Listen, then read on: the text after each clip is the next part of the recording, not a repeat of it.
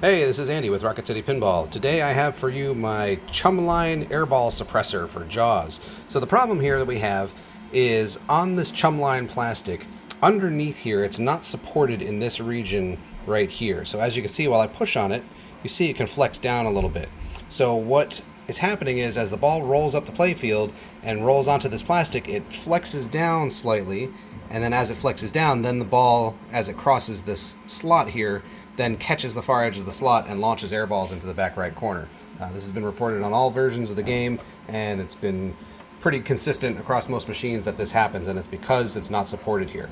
So what I have designed for you is this crazy looking thing. Looks like brass knuckles meets a batarang. So this is printed out of TPU, so it's soft and flexible, and also the top surfaces here, since it's a softer plastic, should not scratch the bottom of your plastic. So what we're going to do is this is going to get installed underneath the plastic. Now, why is this shape so weird, you're wondering? Well, the reason that it's shaped like this is because when it's underneath the playfield and underneath that plastic, it's going to line up with the chum line and the harpoons so that it won't cast a shadow. We've seen a lot of folks attempting to provide other support underneath here with various, rubbers and little dots and things like that, but most everything that they put under there casts a shadow because of all those lights inside. So since this piece lines up with the harpoons and the line there, it becomes invisible underneath. Now it's really easy to install. All you're going to need is a Phillips head screwdriver. Recommend a magnetic dish to capture your screws, and you'll need some kind of thin pointy object, whether it's a tiny screwdriver or a pair of tweezers. That's to help align some washers later, which I'll demonstrate for you. But here's how we do it. So you start with your Phillips head screwdriver, and you're going to come over to your game. I'm going to pass the camera off to my camera person. Okay, and you got 5 screws to take out. 1, 2, 3, 4, 5. I typically recommend that you shut off the power to your game when you do any work on it. Everywhere where we're going to be, we're not going to be dangerously close to the electronics, but I still recommend you do it just for safety purposes. That's 2. Now for this one over here, you can align your screwdriver in this little notch in the ramp here, and that helps you get aligned with that one.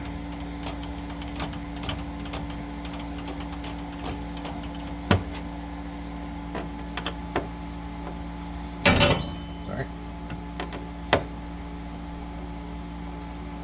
Jumped out of my hand. Okay, and then one more. Okay, now before you lift this plastic off, you need to be aware that underneath at those 5 locations, there's actually a round rubber washer.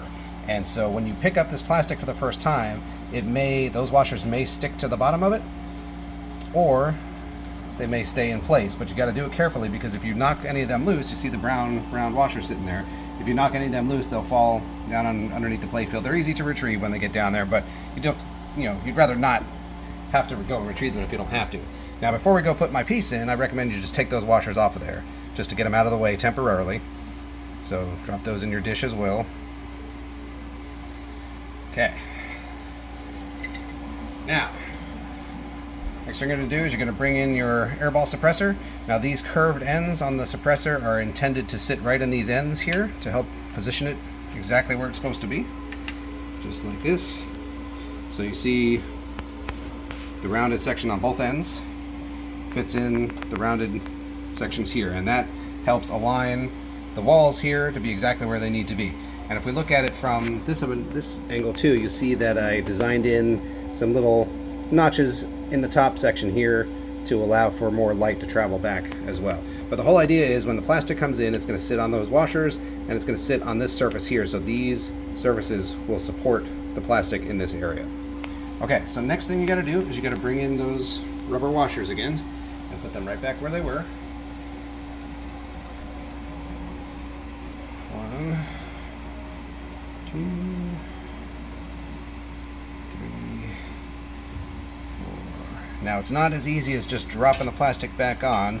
There's a little bit of finesse here in reinstalling the plastic. Because as you bring it on, you got to be aware, here's your shark fin target.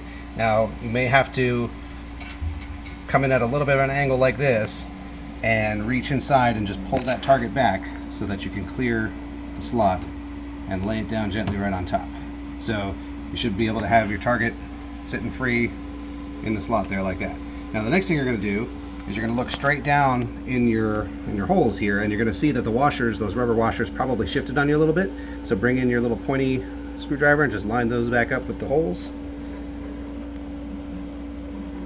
Just like that. So you're going to do that for all 5 holes. Okay, that one's good, that one's good. Okay, so then you're going to start with your screws. I'm going to start with the top center one right here. Now again, as you tighten it down, it'll compress a little bit. So the whole idea is when you tighten this down, you want to have a fairly smooth transition from the plastic onto the playfield on all sides. So right now, since I haven't tightened it down, the plastic sits high. So you're going to tighten this down a little bit. All right.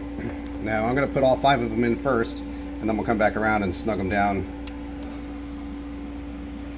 Oh. Now see, even as you tighten it, your little rubber washers may slide on you, so be ready with your tool to come back in here and straighten it out. Okay, so this one moved on me too. Okay.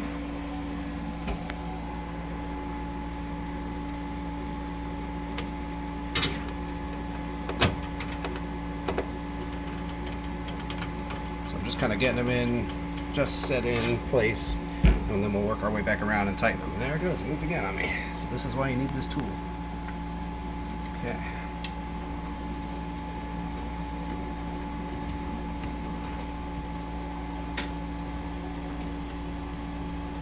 Slip that one in, 2 more to go. That one looks lined up.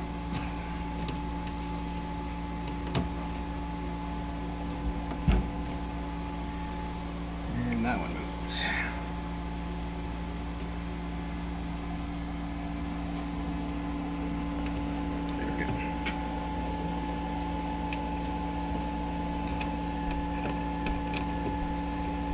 Okay, so now that I've got all 5 in, now what we're going to do is we're going to just kind of feel with your finger, and you want to have a nice smooth transition. It shouldn't be a hop down or a hop up. It should be basically even. So you just snug these down just enough to get a nice smooth transition all around. Then you may have to come back and readjust them as you snug one down, maybe got the other one slightly out of place. Okay, that feels good. Yeah, so you got a big hump, big drop right there. So snug this one in. Okay, so there we go, that feels pretty good. So now they're all in, and so now, remember earlier I showed you when it was not supported, I showed you how much flex that it had. Well, now that it's got my support underneath, look at this, it doesn't flex at all now. Now, you want to make sure that nice and smooth all around, and because of this support, and it's just the right height for the support now, not only will you not get air balls going up the playfield, but you shouldn't get much bounce coming back down the playfield either. If the ball's moving slow enough, you will get some bounce no matter what, because this slot is pretty wide, so if it's moving real slow, it will drift a little into that hole and it'll hop slightly. But as long as you got a nice smooth section all around and nice support from my airball suppressor inside there, you should be good to go. So I'm going to start a game and demonstrate the nice smooth flow over the slot. If you're interested in this part, reach out, rocketcitypinball.com.